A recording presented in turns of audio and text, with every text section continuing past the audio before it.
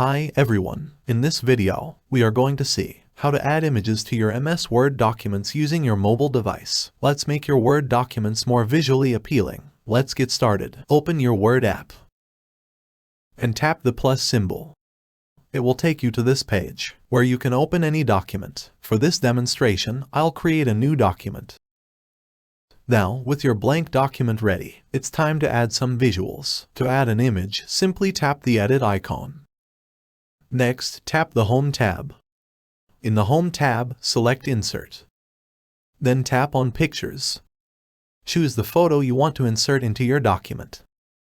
Once you've selected your image, touch Done. Touch Done. Congratulations, you've successfully added the image to your Word document. And that's it, guys. Please subscribe to our channel to watch more videos. Thanks for watching.